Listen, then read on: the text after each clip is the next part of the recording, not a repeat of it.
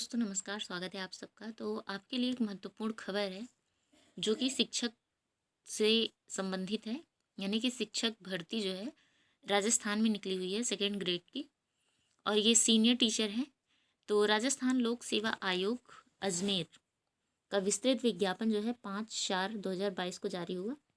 इसमें आयोग द्वारा माध्यमिक शिक्षा परिषद के लिए राजस्थान शिक्षा राज्य एवं अधीनस्थ सेवा नियम 2021 एवं टीएसपी क्षेत्र हेतु राजस्थान अनुसूचित क्षेत्र अधीनस्थ लिपिक वर्गीय और चतुर्श्रेणी सेवा भर्ती एवं सेवा की अन्य शर्तें नियम 2014 के अंतर्गत वरिष्ठ अध्यापक यानी कि सीनियर टीचर के निम्न विषयों के पदों पर भर्ती हेतु ऑनलाइन आवेदन आमंत्रित किए गए हैं। पद अस्थायी हैं एवं विभाग से प्राप्त कुल रिक्त पदों यानी कि पदों में कमी और वृद्धि भी की जा सकती है, जिनका जो विषयवार वर्गीकरण है आपको यहाँ पर देखने को मिल रहा है।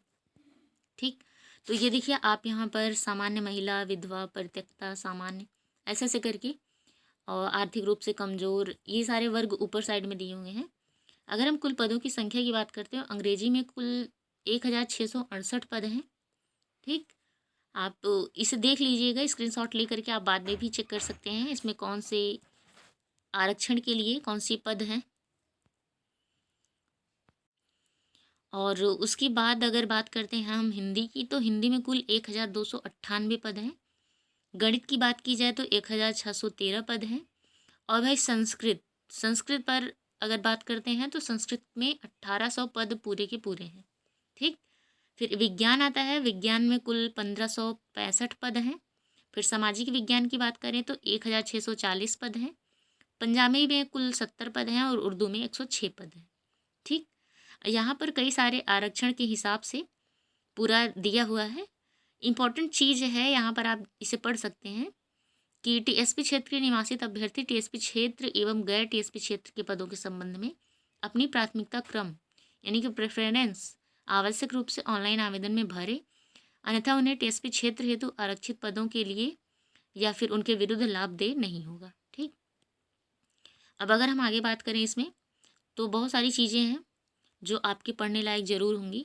आपको जो भी अच्छा लगे या फिर जो भी आपको समझ में आए आप इसे पढ़ लीजिएगा, और पढ़ने के बाद अगर आप ऑनलाइन आवेदन करेंगे तब ज़्यादा सही रहेगा, क्योंकि उसमें कोई मिस्टेक नहीं होगी, है ना। तो यहाँ पर आप देख रहे हैं कि अनिवार्य शैक्षणिक योग्यता देख लीजिए आप, हिंदी, अंग्रेजी, गणित, संस्कृत, उर्दू एवं पंजाबी विषय के लिए ग्रेजुएट होना है। ठीक, किसी भी यूनिवर्सिटी से, और degree diploma education recognised by the national council of teacher education government, ये तो आपको पता ही होगा। देखिए अगर हम इसमें महत्वपूर्ण बात करें तो आपको जैसे कि हिंदी, अंग्रेजी, गणित, संस्कृत, उर्दू, पंजाबी है, इन सब में बीए में जो आप सब्जेक्ट लेते हैं उसके साथ ही आपका डीएलएड होना भी अनिवार्य है। अगर हम विज्ञान विषय की बात करते हैं तो आपको पता ही होगा कि जो बीएससी किए हैं उनके लिए ये ज़्यादा सफिशिएंट रहेगा। और सामाजिक विज्ञान की बात करें तो जैसे हुआ history, geography, economics, political science, sociology, है ना, पब्लिक एडमिनिस्ट्रेशन एंड फिलॉसफी, ये सब करने के साथ ही आपको डिप्लोमा यानी कि डीएलएड या बीटीसी जो भी आप कर रहे हो या किए हो उन सब की ज़रूरत है। इसके साथ ही अगर बात करते हैं यहाँ पर, तो आपका जो डॉक्यूमेंट है वो सारा का सारा पूर्ण होना चाहिए। ऐसा नहीं है कि आपका कोई भी सब्जेक्ट फंसा हुआ है और आप इसमें ऑनलाइन आवेदन कर दे रहे हैं, क्योंकि वो मान्य नहीं होगा और आपका पैसा जो है वेस्ट जाएगा। तो अगर आप पूरे तरीके से तैयार हैं, आपके सारे डॉक्यूमेंट्स क्लियर हैं और आप सिर्फ तैयारी कर रहे हैं, तब आप इस फॉर्म को ज़रूर भरिएगा, है ना। तो यहाँ पर जो है एक और चीज़ है कि working knowledge of Hindi written in Devanagari script and knowledge of Rajasthani culture, है ना। यानी कि आपको राजस्थान के बारे में थोड़ा बहुत तो जानकारी होनी चाहिए। और हालांकि ये हमारे ही देश का एक स्टेट है, तो उम्मीद है कि हम सबको ये तो पता ही होगा, है ना, कहाँ स्थित है, उसका हिस्ट्री में क्या स्थान रहा है, क्या क्या चीज़ वहाँ पर फेमस है, ऐसी चीज़ें। ठीक, अब शैक्षणिक अर्हता संबंधी जो प्रावधान है, तो इसमें पद की अपेक्षित शैक्षणिक अर्हता के अंतिम वर्ष में सम्मिलित हुआ हो या सम्मिलित होने वाला व्यक्ति भी आवेदन के लिए पात्र होगा, किंतु उसे आयोग द्वारा आयोजित प्रतियोगी परीक्षा से पहले शैक्षणिक अर्हता अर्जित करने का सबूत देना होगा। ठीक, अब वेतन की रनिंग पे बैंड की बात करें तो पे मैट्रिक्स लेवल इसका जो ग्रेड पे है ये 4200 है, यानी 4200। और राज्य सरकार के नियमानुसार परिवीक्षा काल में नियत मासिक वेतन यानी कि फिक्स पे दे होता है। आयु सीमा की बात करें तो ये 18 वर्ष से लेकर के 40 वर्ष तक होनी चाहिए। और यहाँ पर आप देख रहे हैं सबकी छूट की बात की गई है। तो 5 साल की छूट है, 10 साल की है, 5 वर्ष की है। और फिर यहाँ पे आप इसे ध्यान से देख लीजिएगा, आपके जो ज़रूरत की चीज़ें हों आपको मिल जाएंगी। अब भाई थोड़ी सी मेहनत तो करनी ही पड़ेगी, क्योंकि आप ढूंढेंगे तभी आपको वो चीज़ें मिलेंगी। बाकी हम आपको ये जो है टेलीग्राम पे भी प्रोवाइड करा सकते हैं। आप लेट्स स्टडी विद आरपी पे टेलीग्राम पे जा कर के ज्वाइन कर लीजिएगा, तो वहाँ आपको ये पीडीएफ मिल जाएगी। ठीक, अब देखिए इसी के तरीके से हम आगे चलते हुए आपको और भी चीज़ें बताते हैं। तो इसमें जो है चयन की प्रक्रिया जो है, अभ्यर्थियों का चयन प्रतियोगी परीक्षा के माध्यम से किया जाए, ये तो आपको पता ही है। आवश्यकता पड़ने पर आयोग द्वारा उत्तर पृथक यानी कि उत्तर पुस्तिका के मूल्यांकन में स्केलिंग, नॉर्मलाइजेशन, सामान्यीकरण पद्धति को भी अपनाया जा सकता है। यानी कि अगर स्टूडेंट की संख्या ज़्यादा हुई तो परीक्षा का स्थान और तिथि के संबंध में यथा समय आपको सूचित किया जाएगा। परीक्षा योजना और पाठ्यक्रम की अगर बात करें तो उक्त पदों से संबंधित सेवा नियम के 22 के अनुसार प्रतियोगी परीक्षा के रूप में आयोजित की जा रही है। उक्त नियम में उल्लेखित परीक्षा योजना के अनुसार परीक्षा वस्तुनिष्ठ रूप से ली जाएगी, यानी कि ऑप्शनली। ठीक, और सभी प्रश्न वस्तुनिष्ठ प्रकार के होंगे। विस्तृत पाठ्यक्रम आयोग की वेबसाइट पर अलग से जारी किया जाएगा। आवेदन प्रक्रिया की बात करें तो ये 11/4/22 से दिनांक 10/5/22 तक रात्रि 12 बजे तक इसकी साइट जो है खुली रहेगी। आवेदन आपको कैसे करना है, आप इसको खूब ध्यान से पढ़ लीजिएगा। ये आयोग की वेबसाइट है, आप इस लिंक पर टच करिएगा तभी आप वहाँ पर जा सकते हैं। और इस तरीके से आप इसको पूरा पढ़ेंगे, जो भी आपके ज़रूरत की चीज़ें हों आप उसे यहाँ से निकालिए और वहाँ पर जा कर के अपना आवेदन करते टाइम आप बिल्कुल ध्यान से और एकाग्रचित होकर के अपने फॉर्म को देखें, है ना। अब देखिए यहाँ पर जो त्रुटि की बात की जाती है, यानी अगर कोई गलती हुई तो अगर कोई गलती होती है तो आपको एक्स्ट्रा जो है 500 रुपये देने होंगे, तभी उसमें संशोधन होगा। ठीक, तो आप ऐसी गलती मत कीजिएगा कि आपको संशोधन की ज़रूरत पड़े। और इसमें किसी भी प्रकार का अगर आप संशोधन करते हैं तो आपके लिए 500 रुपये निर्धारित है। और इसमें जो है OTR सबसे पहले बनाना है। OTR बनाने के बाद ही आप इसमें अंदर जा सकते हैं। अब देखिए यहाँ पर सिलेबस की बात की गई है। तो सिलेबस में अगर कहें तो the examination shall carry 500 marks. There will be 2 papers. Paper first shall be of 20 marks, 200 marks, and paper second shall be of 300 marks. ठीक, यानी कि एक पेपर 200 का और एक पेपर जो है 300 नंबर का होगा। अब पेपर फर्स्ट की बात करते हैं, तो इसमें जो है लिखा है कि the question paper will carry maximum 200 marks, यानी कि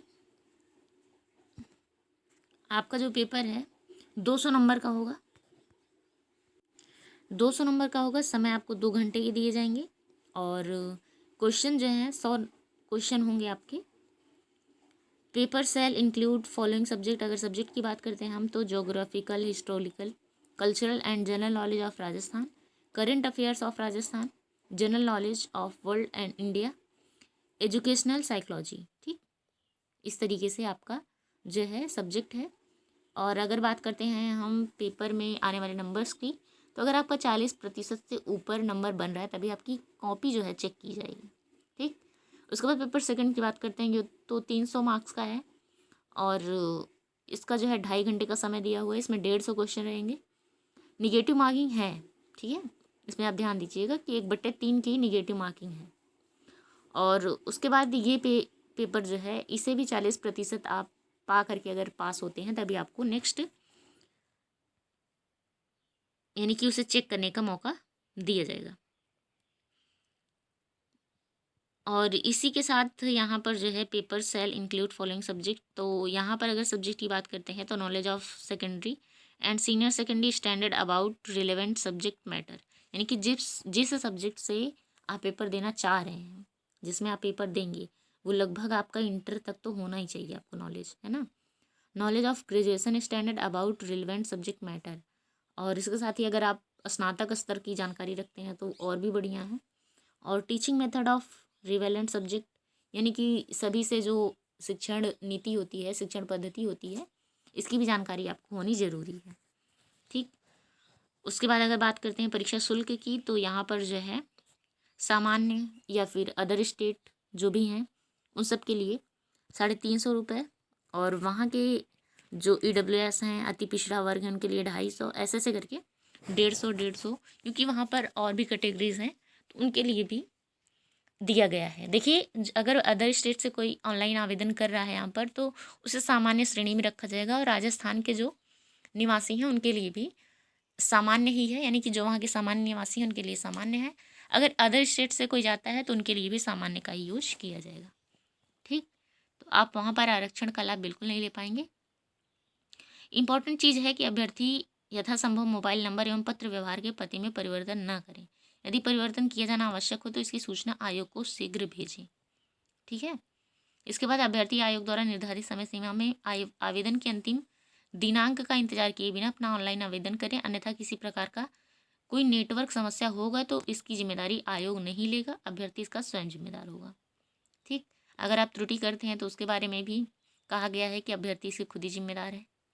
तो आप ऐसा कोई भी काम मत कीजिएगा, आप अच्छे से इसे पढ़ लीजिएगा, पढ़ने के बाद आप ऑनलाइन आवेदन कीजिएगा। ठीक है। अब यहाँ पर देख लीजिए, आपका जैसे आप निकाल लेते हैं तो आपका सिलेक्शन कैसे होगा। यहाँ पर दिया हुआ प्रमाण पत्रों का सत्यापन जो है किस तरीके से किया जाएगा।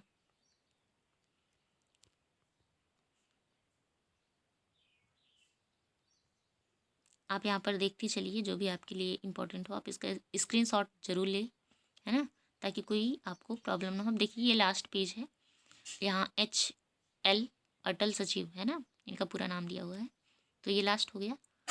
आप इसको अच्छे से देख लीजिए, पढ़ लीजिए, और इसका जब ऑनलाइन आवेदन हो तो आप कर दीजिएगा। अगर आपको कोई प्रॉब्लम हो तो आप हमें ज़रूर बताइएगा। आज के लिए बस इतना ही। Thank you.